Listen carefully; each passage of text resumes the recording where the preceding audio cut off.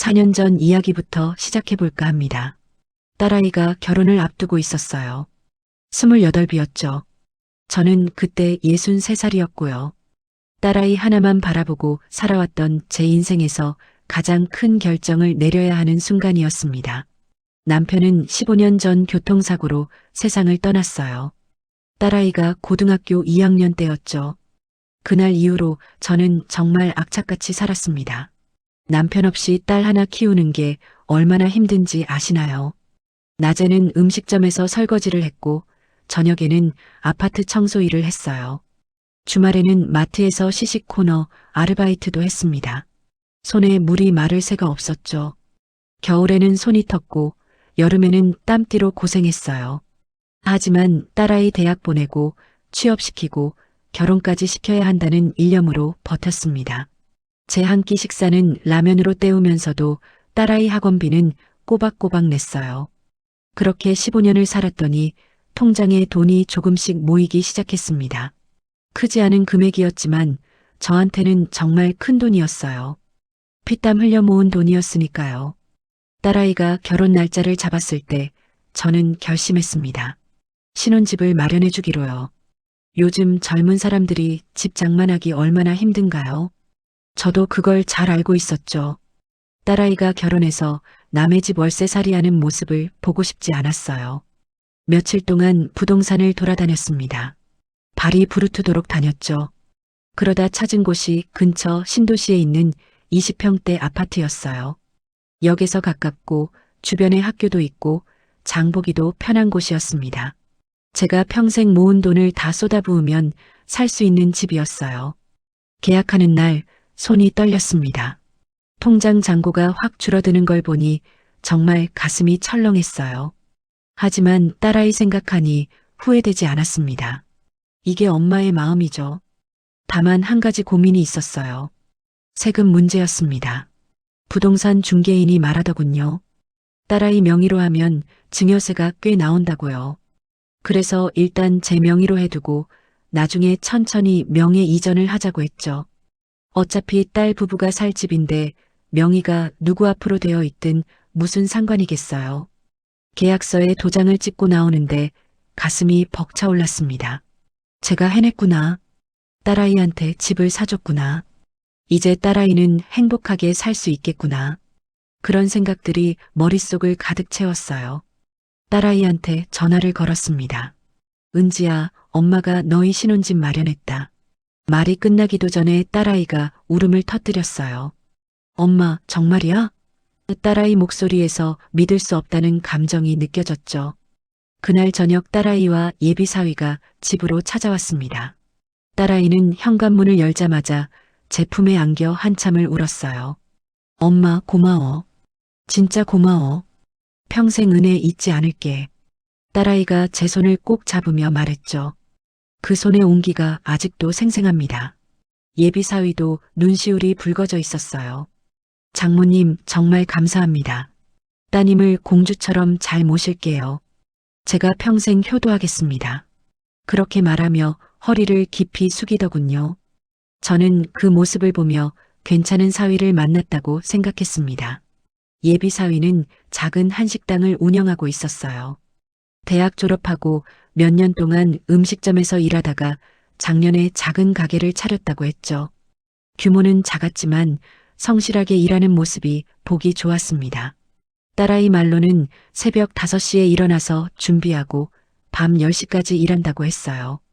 결혼식 날이 왔습니다. 딸아이가 웨딩드레스를 입고 나타났을 때 정말 눈물이 주르륵 흘러내렸어요. 이렇게 예쁜 아이를 키워냈구나. 이제 이 아이도 누군가의 아내가 되고 엄마가 되겠구나. 그런 생각을 하니 가슴 한편이 뭉클해졌습니다. 식장에서 딸아이가 행복하게 웃는 모습을 보니 그동안의 고생이 다 보상받는 기분이었어요. 설거지하느라 까칠해진 손도, 청소하느라 아팠던 허리도 다 잊혀지더군요. 오직 딸아이의 행복한 얼굴만 눈에 들어왔습니다. 신혼 초 몇 달은 정말 좋았어요. 딸 부부가 자주 집에 찾아왔습니다. 사위가 식당에서 만든 음식을 담아오기도 했죠. 장모님, 이거 제가 새로 개발한 메뉴예요. 맛 좀 봐주세요. 그러면서 정성스럽게 포장한 음식을 내밀곤 했습니다. 딸아이도 엄마 덕분에 우리 이렇게 행복하게 살아요. 우리 집 정말 좋아. 엄마가 골라준 집이라 더 좋은 것 같아. 그렇게 말하며 환하게 웃었어요. 그 웃음을 보는 게 제 유일한 낙이었습니다. 주말이면 딸 부부가 반찬을 챙겨주러 왔어요. 엄마 혼자 계시니까 걱정돼서요. 이거 냉장고에 넣어두고 드세요. 딸아이가 김치통을 냉장고에 넣으면서 말했죠. 사위도 옆에서 장모님, 저희가 자주 올게요. 편하게 지내세요. 그렇게 말했습니다. 그때는 정말 행복했어요. 딸의 행복을 위해서라면 무엇이든 할 수 있을 것 같았죠. 제 통장이 텅 비었어도 상관없었습니다. 딸아이만 행복하면 그걸로 충분했으니까요. 저는 그때 몰랐습니다. 이 행복이 그리 오래가지 못할 거라는 걸요. 앞으로 어떤 일들이 벌어질지 저는 전혀 예상하지 못했습니다. 행복한 시간은 1년 정도 지속됐습니다. 딸 부부의 방문 횟수가 조금씩 줄어들기 시작했어요. 처음에는 주말마다 왔는데 한 달에 한 번, 두 달에 한 번으로 줄어들더군요. 사위가 식당 일이 바쁘다고 했죠.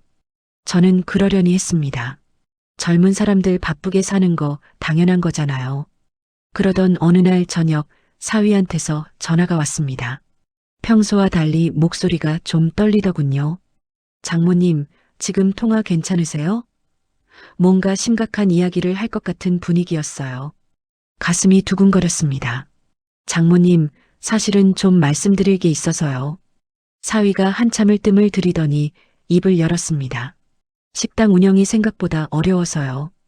요즘 경기가 안 좋잖아요. 손님이 확 줄었습니다. 저는 가만히 듣고 있었어요. 사위의 다음 말이 궁금하면서도 두려웠죠. 자재비랑 월세가 좀 밀렸습니다. 사실 석 달째 밀리고 있어요. 건물주가 계속 독촉하는데 정말 막막합니다. 전화기 너머로 사위가 한숨 쉬는 소리가 들렸습니다. 제 손에도 땀이 배기 시작했어요. 뭔가 큰 부탁을 하려는 게 느껴졌거든요. 그래서 말인데요, 장모님. 사위가 조심스럽게 말을 이었습니다. 2천만 원만 빌려주실 수 있을까요? 밀린 월세 갚고 당분간 자재비로 쓰면 다시 안정될 것 같습니다. 2천만 원. 저한테는 결코 작은 돈이 아니었어요. 집 사준 뒤로 남은 돈이 그리 많지 않았거든요. 그 돈은 제 노후 자금이나 마찬가지였습니다. 장모님, 정말 죄송합니다. 이런 부탁 드리기가 얼마나 부끄러운지 몰라요. 하지만 다른 방법이 없어서요. 사위 목소리에 절박함이 묻어났습니다. 저는 며칠 동안 고민했어요. 밤에 잠도 제대로 못 잤죠.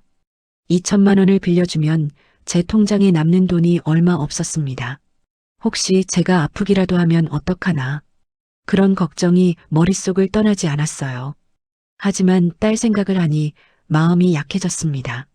사위 식당이 망하면 딸아이가 얼마나 힘들까. 신혼인데 경제적으로 어려워지면 부부 사이도 안 좋아질 거 아니겠어요. 그리고 사위가 그동안 열심히 일하는 모습을 봐왔잖아요. 결국 사위한테 전화를 걸었습니다. 자네, 2천만 원 준비할 테니까 내일 집으로 와. 전화기 너머로 사위가 안도의 한숨을 쉬는 소리가 들렸어요. 다음 날 딸 부부가 함께 왔습니다. 딸아이 눈이 퉁퉁 부어 있더군요. 많이 울었나 봅니다. 제 가슴도 먹먹해졌어요. 은행에서 돈을 찾아왔습니다. 2천만 원을 현금으로 뽑으니 통장 잔고가 확 줄어들었어요. 가슴이 철렁했죠. 하지만 딸을 위한 일이라고 스스로를 다독였습니다. 돈을 건네주는데 손이 떨렸어요. 사위가 두 손으로 받으면서 허리를 깊이 숙였습니다. 장모님, 정말 감사합니다. 이 은혜 평생 잊지 않겠습니다. 꼭 갚겠습니다. 딸아이도 제 손을 잡으며 울먹였어요. 엄마, 미안해. 정말 미안해. 우리 곧 잘 될 거야. 식당 다시 안정되면 그때 꼭 보답할게. 엄마한테 맛있는 것도 많이 사드리고 여행도 보내드릴게. 딸아이가 눈물을 흘리는 모습에 저도 코끝이 찡해졌습니다. 괜찮아. 엄마가 도와줄 수 있어서 다행이다. 너희만 잘 되면 돼. 그렇게 말했지만 속으로는 불안한 마음을 떨칠 수 없었어요. 딸 부부가 돌아간 뒤 혼자 앉아 통장을 들여다봤습니다. 거의 바닥이 드러난 잔고를 보니 한숨이 나왔죠. 하지만 이미 엎질러진 물이었습니다. 잘 됐으면 좋겠다고 기도할 수밖에 없었어요. 그 뒤로 한 달, 두 달이 지났습니다. 사위한테서 가끔 전화가 왔어요. 장모님, 손님이 조금씩 늘고 있습니다. 장모님 덕분에 위기를 넘긴 것 같아요. 그런 말을 들을 때마다 안심이 됐습니다. 여름이 지나고 추석이 다가왔어요. 딸 부부가 추석 전날 집에 찾아왔습니다. 손에 선물 보따리를 가득 들고 왔더군요. 엄마, 우리 왔어요. 사위가 환하게 웃으며 말했습니다. 장모님, 엄마 덕분에 위기를 넘겼어요. 요즘 손님이 많이 늘었습니다. 점심시간에는 자리가 없을 정도예요. 듣고 보니 사위 얼굴에 생기가 돌더군요. 딸아이도 기분이 좋아 보였어요. 엄마, 정말 다행이야. 그때 엄마가 도와주지 않았으면 어쩔 뻔했어. 우리 식당 정말 잘 되고 있어. 딸아이가 제 팔을 꼭 안으며 말했습니다. 그날 저녁 함께 식사를 했어요. 사위가 식당에서 만든 음식을 포장해 왔더군요. 장모님, 이거 저희 식당 시그니처 메뉴예요. 손님들이 정말 좋아하세요. 음식 맛도 좋았고 정성도 느껴졌습니다. 식사를 마치고 딸 부부가 돌아갈 때 저는 안도의 한숨을 쉬었어요. 잘 됐구나. 돈을 빌려준 보람이 있구나.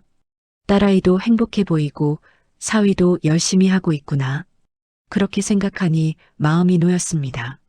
그때만 해도 돈을 빌려준 것이 잘한 일이라고 믿었어요. 딸의 위기를 엄마가 막아준 거잖아요. 그게 엄마의 역할 아니겠습니까? 저는 제 선택을 후회하지 않았습니다. 하지만 그건 제 착각이었어요. 진짜 문제는 이제부터 시작이었죠. 저는 그때 몰랐습니다. 더 큰 시련이 기다리고 있다는 걸요. 추석 이후로 다시 평온한 날들이 이어졌습니다. 딸 부부한테서 가끔 안부 전화가 왔고 식당은 계속 잘 되고 있다는 소식을 들었어요. 저는 그 말을 믿었죠. 의심할 이유가 없었으니까요. 그렇게 1년이 흘렀습니다. 계절이 한 바퀴 돌고 다시 가을이 왔어요. 그런데 어느 날 오후 딸아이한테서 급하게 전화가 왔습니다. 엄마, 우리 좀 찾아가도 돼? 목소리가 평소와 달랐어요. 떨리고 있었죠. 그래, 언제든 와. 무슨 일 있니? 제가 물었지만 딸아이는 대답을 얼버무렸습니다. 그냥 얼굴 보고 싶어서 오늘 저녁에 갈게. 전화를 끊고 나니 불안한 예감이 들었어요. 저녁 7시쯤 초인종이 울렸습니다. 문을 열었는데 딸 부부의 얼굴이 심상치 않았어요. 딸아이 눈두덩이는 다크서클로 시커멓게 변해 있었고 사위는 머리가 헝클어진 채였습니다. 추석 때 봤던 그 생기 넘치는 모습은 온데간데 없었죠. 들어와. 무슨 일이야? 저는 서둘러 딸 부부를 거실로 안내했어요. 소파에 앉은 두 사람은 한참 동안 말을 꺼내지 못했습니다. 서로 눈치만 보더군요. 결국 사위가 먼저 입을 열었습니다. 고개를 푹 숙인 채였어요. 장모님, 정말 죄송합니다. 사위 목소리가 떨렸습니다. 무슨 말을 할지 벌써 짐작이 가더군요. 식당이 다시 안 좋아졌습니다. 사위가 힘겹게 말을 이어갔어요. 추석 이후에 손님이 확 줄었어요. 근처에 대형 프랜차이즈 식당이 2개나 생겼습니다. 거기로 다 빠져나갔죠. 제 가슴이 철렁 내려앉았습니다. 설마 또 돈 이야기를 하려는 건 아니겠지. 그런 생각이 머릿속을 스쳤어요. 적자가 계속 났습니다. 버티려고 정말 노력했어요. 새벽부터 밤늦게까지 일했고 메뉴도 바꿔보고 전단지도 돌렸습니다. 사위가 주먹을 불끈 쥐며 말했어요. 하지만 안 됐습니다. 손님은 계속 줄었고 빚만 늘었죠. 딸아이가 갑자기 무릎을 꿇더니 제 손을 잡았습니다. 엄마, 우리 정말 힘들어. 빚이 4천만 원까지 불었어. 딸아이 눈에서 눈물이 주르륵 흘러내렸어요. 4천만 원. 그 숫자를 듣는 순간 머리가 하얘졌습니다. 2천만 원을 빌려준 지 1년밖에 안 됐는데 빚이 4천만 원이라고요. 도대체 어떻게 된 거죠? 장모님, 이번만 도와주시면 정말 다시 일어설 수 있습니다. 사위가 고개를 조아리며 말했습니다. 빚만 갚으면 다시 시작할 수 있어요. 식당을 정리하고 다른 일을 찾아볼게요. 제발 한 번만 더 기회를 주세요. 딸아이도 매달렸어요. 엄마 4천만 원만 있으면 빚 다 갚고 재기할 수 있어. 우리 정말 열심히 살았어. 하루도 쉬지 않고 일했다고. 근데 안 되는 거야. 제발 한 번만 더 도와줘. 저는 말문이 막혔습니다. 4천만 원이요. 이미 2천만 원을 도와준 상황이에요. 합치면 6천만 원이잖아요. 제가 평생 모은 돈의 대부분을 딸한테 쏟아부은 셈이죠. 통장에 남은 돈을 떠올렸습니다. 집 사주고 2천만 원 빌려주고 나니 정말 얼마 안 남았어요. 4천만 원을 또 빌려주면 제 노후 자금은 거의 바닥나는 겁니다. 은지야. 저는 딸아이를 바라봤어요. 눈물 범벅이 된 딸아이 얼굴이 보였죠. 가슴이 미어졌습니다. 하지만 현실적으로 생각해야 했어요. 엄마도 사정이 있단다. 제가 조심스럽게 말을 꺼냈습니다. 집 사주고 지난번에 2천만 원 빌려주고 나니까 엄마한테도 돈이 많이 남아있지 않아. 딸아이가 제 손을 더 세게 잡았어요. 엄마, 그래도 엄마밖에 없어. 우리가 누구한테 이런 이야기를 할 수 있겠어. 엄마 아니면 우리 정말 죽어. 미안한데. 목이 메었습니다. 엄마도 여유가 없어서 1,000만 원 정도는 도와줄 수 있을 것 같아. 그것도 쉽지 않은 돈이야. 제 말이 끝나자마자 분위기가 싸늘하게 식었습니다. 사위의 표정이 확 굳어지더군요. 딸아이는 제 손을 놓고 뒤로 물러났어요. 1,000만 원요? 사위가 낮은 목소리로 물었습니다. 그 목소리에는 실망과 분노가 섞여 있었어요. 4천만 원이 필요하다고 했는데 1,000만 원으로 뭘 어떻게 하라는 겁니까? 저는 당황했습니다. 사위가 이런 식으로 나올 줄은 몰랐거든요. 그래도 1,000만 원이면 당장 급한 불은 끌 수 있잖니. 나머지는 너희가 다른 방법을 찾아봐야지. 딸아이가 입술을 깨물었어요. 엄마, 1,000만 원으로는 빚쟁이들 독촉도 못 막아. 이미 소송 직전까지 갔다고. 4천만 원이 필요해. 거실에 무거운 침묵이 흘렀습니다. 벽시계 초침 소리만 똑딱똑딱 들렸어요. 저는 손이 떨렸습니다. 딸아이를 도와주고 싶은 마음과 제 노후를 지켜야 한다는 현실 사이에서 갈등했죠. 은지야, 엄마 말 들어봐. 제가 다시 입을 열었어요. 엄마가 4천만 원을 줘버리면 엄마는 어떻게 살아? 엄마도 나이가 있잖니. 병원비도 필요하고 생활비도 있어야 하고. 딸아이가 고개를 돌렸습니다. 저를 쳐다보지도 않더군요. 사위는 주먹을 불끈 쥔 채 바닥만 노려보고 있었어요. 그 순간 저는 느꼈습니다. 뭔가 돌이킬 수 없는 선을 넘어버렸다는 걸요. 딸과 저 사이에 보이지 않는 금이 가기 시작했어요. 침묵은 오래가지 않았습니다. 사위가 갑자기 소파에서 벌떡 일어났어요. 그리고 처음으로 제게 목소리를 높였습니다. 1,000만 원으로 뭘 어떻게 하라는 겁니까? 사위의 목소리가 거실에 울려 퍼졌어요. 저는 깜짝 놀랐죠. 그동안 사위는 항상 공손하고 예의 바른 사람이었거든요. 빚쟁이들이 매일 전화합니다. 식당 문 앞에서 기다리기도 해요. 1,000만 원 가지고 누구 입 맞겠어요? 사위가 손으로 머리를 쥐어뜯으며 말했습니다. 저는 말을 잃었어요. 사위의 이런 모습은 처음 봤습니다. 뭐라고 대답해야 할지 몰랐죠. 장모님은 딸이 얼마나 힘든지 모르세요? 사위가 제 쪽으로 한 걸음 다가왔습니다. 은지가 매일 밤 울어요. 스트레스로 머리카락도 빠지고 있어요. 우리가 이렇게 매달리는 게 쉬운 일인 줄 아세요? 가슴이 답답해졌습니다. 저도 딸아이가 힘들다는 걸 알아요. 하지만 저한테도 상황이 있잖아요. 왜 이해하지 못하는 걸까요? 우리 부부가 무릎 꿇고 빌고 있지 않습니까? 그런데 1,000만 원이요? 사위의 눈빛이 날카로워졌어요. 장모님이 사시는 이 집만 해도 억대인데 4천만 원이 그렇게 큰 돈입니까? 저는 할 말을 잃었습니다.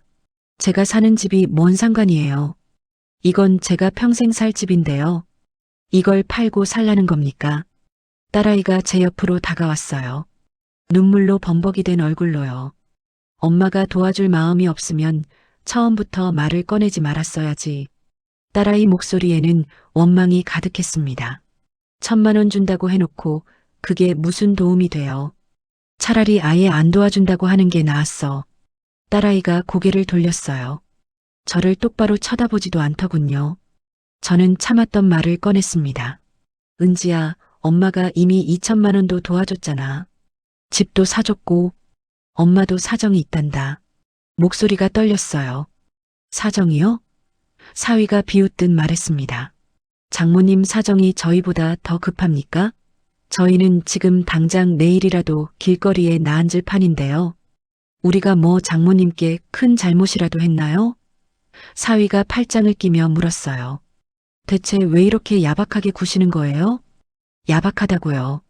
그 말이 제 가슴에 비수처럼 꽂혔습니다. 제가 야박한 건가요? 집 사주고 돈 빌려주고도 야박한 거예요.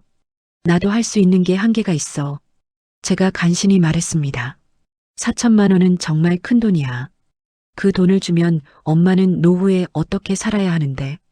노후요? 딸아이가 날카롭게 말했어요. 엄마는 아직 건강하잖아요. 우리는 지금 당장 죽고 사는 문제예요. 어느 게 더 급한데요? 저는 숨이 막혔습니다. 딸아이 입에서 이런 말이 나올 줄은 몰랐어요. 제 건강, 제 노후는 중요하지 않다는 건가요? 엄마가 혼자 이 큰 집에 살면서 뭐가 그렇게 필요해요? 딸아이가 거실을 둘러보며 말했습니다. 4,000만 원 아껴서 뭐 하려고요? 저 살리는 데 쓰면 안 돼요? 가슴이 무너져 내렸습니다. 제가 키운 딸이 맞나 싶었어요. 이렇게 매정한 말을 할 수 있는 사람이었나요? 장모님, 저희도 마지막으로 부탁드리는 겁니다. 사위가 말했어요. 이번에 안 도와주시면 정말 끝이에요. 저희 인생도 끝나는 거예요. 그래도 괜찮으세요? 저는 대답할 수 없었습니다. 괜찮냐고요? 괜찮을 리가 없죠. 하지만 제가 할 수 있는 게 없어요. 딸아이가 눈물을 글썽이며 일어섰습니다. 알았어요. 엄마 마음 알았어. 목소리가 차갑게 식어 있었어요. 은지야. 저도 일어서며 딸아이를 불렀지만 딸아이는 돌아보지 않았습니다. 사위는 인사도 없이 현관문을 향해 걸어갔어요. 뒷모습이 굳어 있었죠. 딸아이도 뒤따라갔습니다. 그럼 됐어요. 우리가 알아서 할게요. 딸아이가 현관문을 열며 차갑게 말했어요. 엄마는 엄마 인생 사세요. 우리는 우리끼리 알아서 살게요. 은지야, 잠깐만. 제가 손을 뻗었지만 딸아이는 이미 문 밖으로 나가고 있었습니다. 쾅! 문이 거칠게 닫혔어요. 그 소리가 온 집안에 울려 퍼졌습니다. 저는 그 자리에 멍하니 서 있었어요. 집안이 갑자기 텅 빈 것처럼 느껴졌습니다. 아까까지 사람들로 가득했던 거실이 이제는 너무 넓고 쓸쓸해 보였죠. 소파에 털썩 주저앉았습니다. 다리에 힘이 풀렸어요. 손은 떨리고 가슴은 두근거렸죠. 제가 잘못한 걸까요? 딸아이를 도와주지 못한 제가 나쁜 엄마인 걸까요? 그런 생각들이 머릿속을 맴돌았어요. 하지만 다른 한편으로는 억울했습니다. 저도 최선을 다했어요. 집도 사줬고 돈도 빌려줬죠. 근데 왜 제가 야박하다는 소리를 들어야 하나요? 눈물이 흘러내렸습니다. 참으려고 했지만 참을 수 없었어요. 한참을 울었습니다. 딸아이가 떠난 빈 거실에서 혼자요. 그날 밤 잠을 이룰 수 없었어요. 딸아이의 차가운 눈빛이 계속 떠올랐습니다. 사위의 날선 목소리도 귓가에 맴돌았죠. 제가 뭘 잘못한 걸까요? 그 질문에 답을 찾을 수 없었습니다. 그날 이후 딸아이한테서 연락이 뚝 끊겼습니다. 전화도 없었고 문자도 없었어요. 제가 먼저 연락하는 것도 조심스러웠죠. 거절당한 기억이 너무 선명했거든요. 일주일이 지나고 한 달이 지났습니다. 혹시나 싶어 딸아이한테 문자를 보냈어요. 은지야, 잘 지내니? 엄마야. 간단한 안부였지만 답장은 없었습니다. 며칠 후 다시 전화를 걸어봤어요. 신호음이 길게 울렸죠. 받지 않더군요. 저는 메시지를 남겼습니다. 은지야, 엄마 목소리 듣고 싶구나. 전화 좀 해줘. 하지만 회신은 없었어요. 밤마다 딸아이 생각에 잠을 설쳤습니다. 혹시 정말 큰일이 난 건 아닐까? 빚쟁이들한테 시달리고 있는 건 아닐까? 그런 걸 생각하면 가슴이 미어졌어요. 하지만 제가 할 수 있는 게 없었습니다. 4천만 원은 정말 큰 돈이었고 제게는 없는 돈이었으니까요. 2달이 흘렀습니다. 제 67번째 생일이 다가왔어요. 작년 생일에는 딸 부부가 케이크를 들고 와서 축하해 줬었죠. 올해는 혼자 보내야 하나 싶었습니다. 생일 당일 오후였어요. 집에서 텔레비전을 보고 있는데 휴대폰이 울렸습니다. 문자였죠. 딸아이한테서 온 거였어요. 엄마, 오늘 저녁에 갈게요. 짧은 문자였지만 제 가슴이 두근거렸습니다. 드디어 마음이 풀린 걸까요? 생일을 기억하고 찾아오는 거겠죠. 저는 기쁜 마음으로 답장을 보냈어요. 그래, 기다릴게. 조심히 와. 서둘러 마트에 갔습니다. 딸아이가 좋아하는 음식 재료를 샀어요. 갈비찜 만들 고기도 샀고 딸아이가 좋아하는 나물도 샀죠. 장바구니 가득 담았습니다. 집에 돌아와서 부엌에 섰어요. 오랜만에 요리를 제대로 하는 거였죠. 갈비는 정성스럽게 양념에 재웠고 나물도 하나하나 다듬었습니다. 오후 내내 요리를 했어요. 손이 아팠지만 기분은 좋았습니다. 딸아이가 맛있게 먹는 모습을 상상하니까요. 이번 기회에 관계도 회복하고 서로 이해할 수 있을 거라고 생각했어요. 6시가 가까워졌습니다. 식탁을 정리하고 음식을 예쁘게 담았어요. 거울을 보며 옷매무새도 가다듬었죠.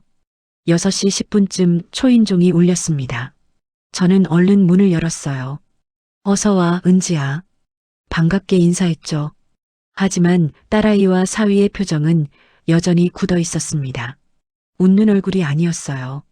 제 미소가 어색하게 굳었죠. 들어와. 저는 두 사람을 안으로 맞이했습니다.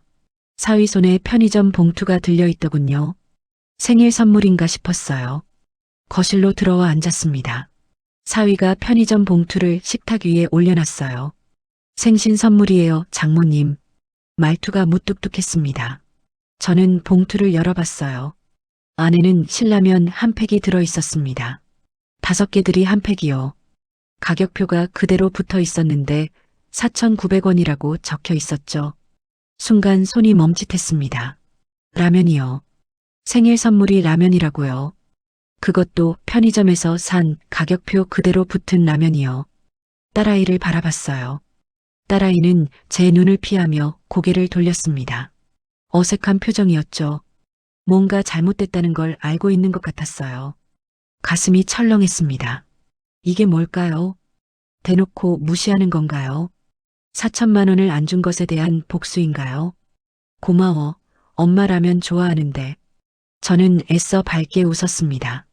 목소리가 떨렸지만 티를 내지 않으려고 했어요.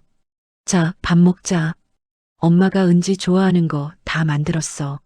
식탁에 앉았습니다. 제가 정성껏 만든 갈비찜, 나물, 찌개가 상에 가득했어요. 하지만 분위기는 싸늘했습니다. 누구도 말을 꺼내지 않았어요. 숟가락 부딪히는 소리만 들렸죠. 어색한 침묵이 식탁을 감쌌습니다. 사위는 밥을 먹으면서도 계속 휴대폰만 들여다봤어요. 음식을 거들떠도 보지 않더군요.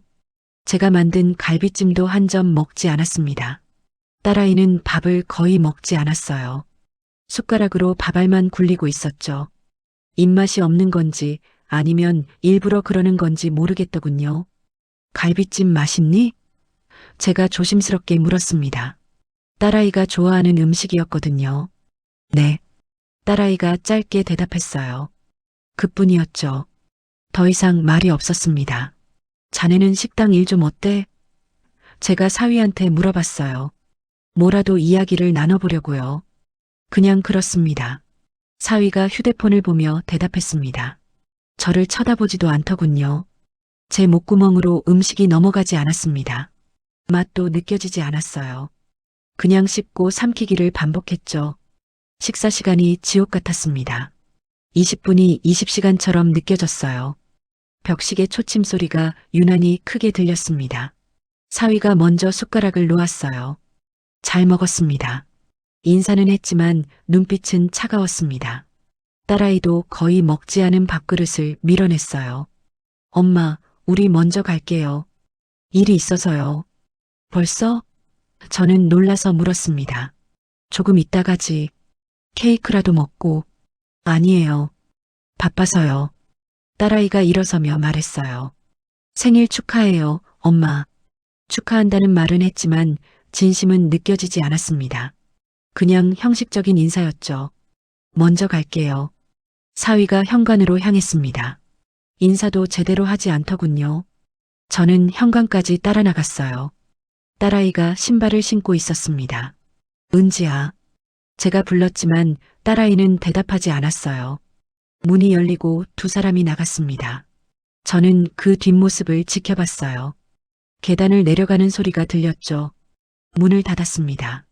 혼자 남은 집안이 너무 조용했어요. 식탁에 놓인 4,900원짜리 신라면이 눈에 들어왔습니다. 손이 떨렸어요. 그 라면을 집어들었죠. 가격표가 선명했습니다. 4,900원.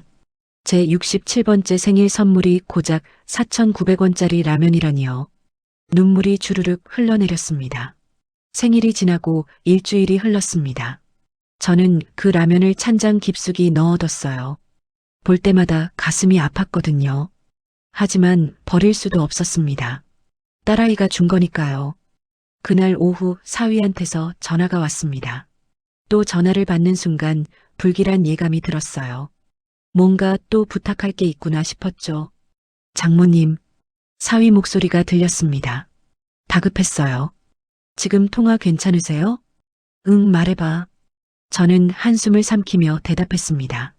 장모님, 1,000만 원이라도 일단 보내주시면 안 될까요? 사위가 조심스럽게 말을 꺼냈어요. 저번에 말씀드렸던 그 1,000만 원이요. 제 손에 힘이 들어갔습니다. 역시나 돈 이야기였죠. 무슨 일인데? 식당 월세 석 달치 밀렸습니다. 건물주가 이번 주까지 안 내면 계약 해지한다고 해요. 사위 목소리가 떨렸어요. 그리고 급한 자재비도 내야 하고요. 정말 급합니다, 장모님. 저는 망설였습니다. 생일날 라면 한 팩 들고 온 사람이 이제 와서 1,000만 원을 달라고요. 뻔뻔하다는 생각이 들었어요. 장모님, 제발요. 이번만 도와주시면 정말 갚겠습니다. 2달만 있으면 식당이 안정될 것 같아요. 사위가 애원했습니다. 4,000만 원 달라고 했다가 1,000만 원도 안 준다고 역정냈던 사람이 또 1,000만 원 달라고 하네. 제 입에서 차가운 말이 튀어나왔어요. 죄송합니다, 장모님. 그때는 제가 너무 급해서 그랬어요. 정말 반성하고 있습니다. 사위가 말했습니다. 이번에는 1,000만 원만 있으면 됩니다. 정말이에요. 저는 눈을 감았어요. 딸아이 생각이 났습니다. 아무리 사위가 밉더라도 딸아이는 제 자식이잖아요. 딸아이가 식당 문 닫고 길거리에 나앉으면 어떡하나 싶었죠. 알았어. 계좌번호 보내. 결국 제가 말했습니다. 정말요? 장모님, 감사합니다. 정말 감사합니다. 사위 목소리가 밝아졌어요. 전화를 끊고 은행 앱을 열었습니다. 통장 잔고를 확인했죠. 1,000만 원을 보내면 제게 남는 돈이 얼마 없었어요. 하지만 어쩔 수 없었습니다. 송금 버튼을 눌렀어요. 1,000만 원이 계좌에서 빠져나갔습니다. 화면에 송금 완료라는 글자가 떴죠. 가슴이 답답했어요. 다음 날이었습니다. 아침에 일어나 커피를 마시고 있었어요. 무심코 휴대폰을 집어들었죠. 딸아이 SNS를 한번 들어가 봤습니다. 혹시 근황이라도 올렸나 싶어서요. 화면이 뜨는 순간 제 손이 얼어붙었습니다. 딸아이가 올린 사진이 보였어요. 괌 해변이었습니다. 파란 바다를 배경으로 딸 부부가 환하게 웃고 있었죠. 사진을 넘겨봤어요. 수영복 입은 딸아이, 비치에서 칵테일 마시는 사위, 호텔방에서 찍은 셀카, 여러 장의 사진이 올라와 있었습니다. 글도 써놨더군요. 힐링 여행 3박 4일 남편이랑 오랜만에 둘만의 시간 하트 이모티콘도 여러 개 붙어 있었어요. 제 머릿속이 하얘졌습니다. 1,000만 원이 급하다고 했잖아요.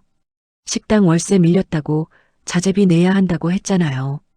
근데 해외여행이요? 사진을 다시 확인했어요. 업로드 시간을 봤죠. 어제 저녁이었습니다. 제가 돈을 보낸 다음 날이에요. 1,000만 원으로 여행을 간 겁니다. 식당 월세가 아니라 여행 경비로 쓴 거죠. 저는 완전히 속은 겁니다. 손이 떨렸어요. 휴대폰을 꽉 쥐었죠. 화가 났습니다. 아니, 화를 넘어서 배신감이 밀려왔어요. 지난 4년간의 일들이 주마등처럼 스쳐 지나갔습니다. 집 사준 것, 2천만 원 빌려준 것, 생일날 받은 라면 한 팩, 그리고 어제 보낸 1,000만 원.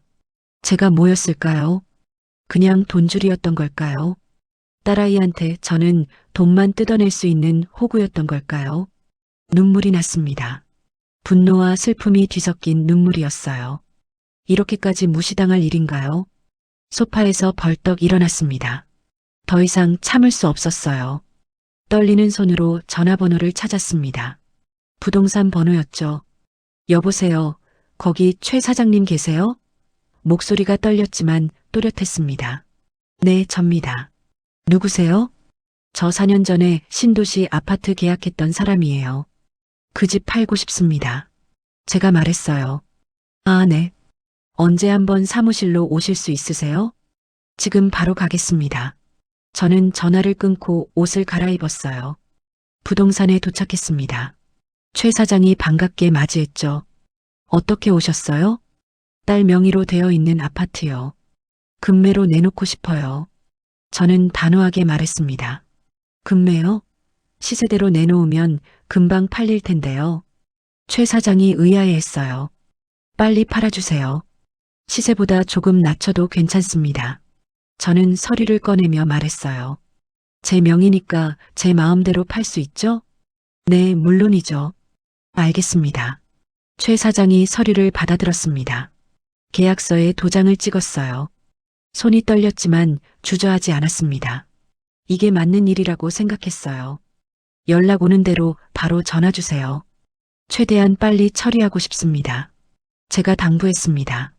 사흘이 지났습니다. 최 사장한테서 전화가 왔어요. 계약 성사됐습니다.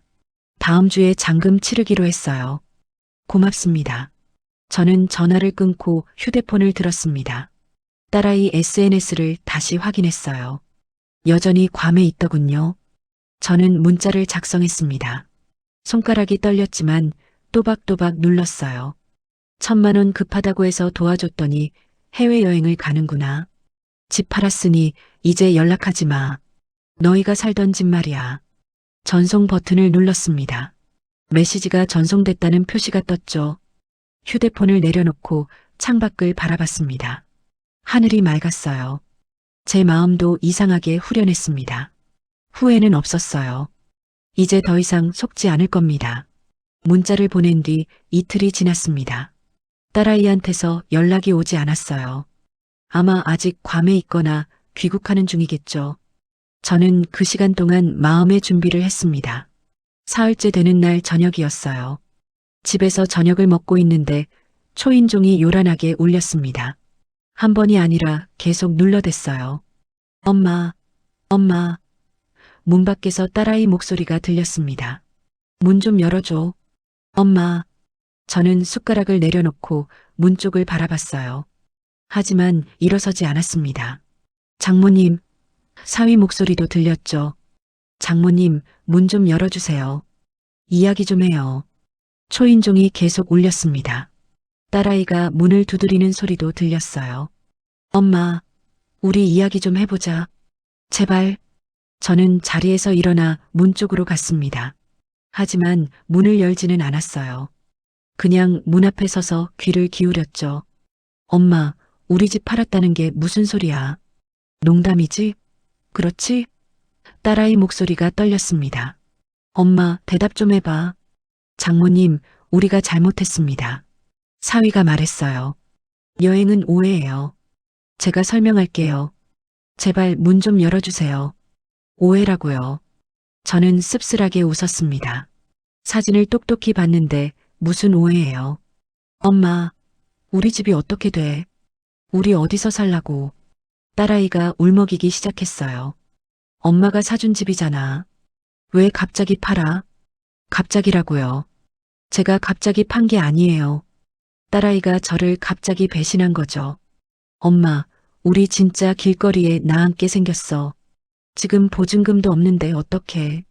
딸아이가 문을 쾅쾅 두드렸어요. 엄마, 저는 귀를 막았습니다. 더 이상 듣고 싶지 않았어요. 딸아이 목소리를 들으면 마음이 약해질 것 같았거든요. 거실로 돌아와 텔레비전을 켰습니다. 볼륨을 높였어요. 문 밖 소리를 가리기 위해서였죠. 1시간쯤 지났을까요? 문 두드리는 소리가 멈췄습니다. 초인종도 울리지 않았어요.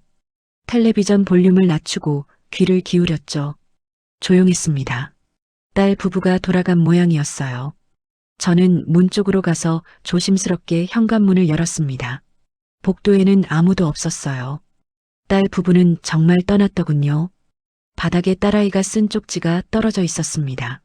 집어들어 읽어봤어요. 엄마, 우리 이야기 좀 해요. 전화 받아주세요. 삐뚤삐뚤한 글씨였습니다. 울면서 쓴 것 같았어요. 쪽지를 구겨서 쓰레기통에 버렸습니다. 더 이상 흔들리지 않을 거예요. 다음 주에 집잔금이 들어왔습니다. 통장 잔고를 확인했죠.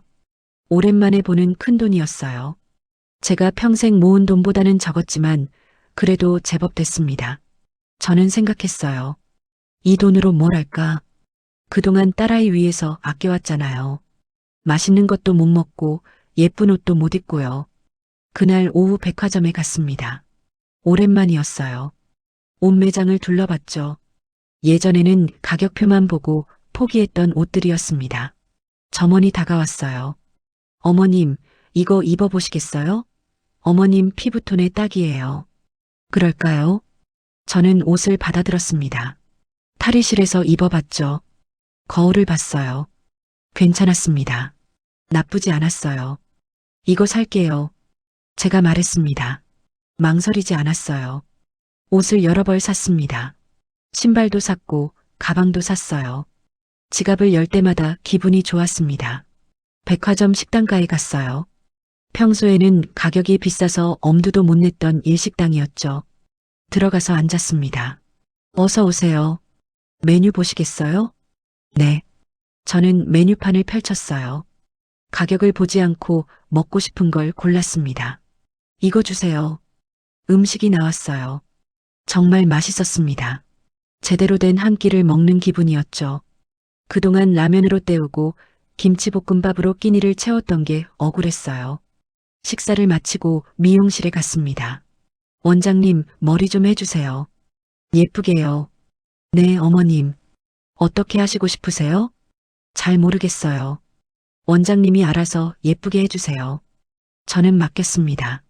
2시간 동안 미용실에 앉아 있었어요. 머리를 자르고 염색하고 손질했죠.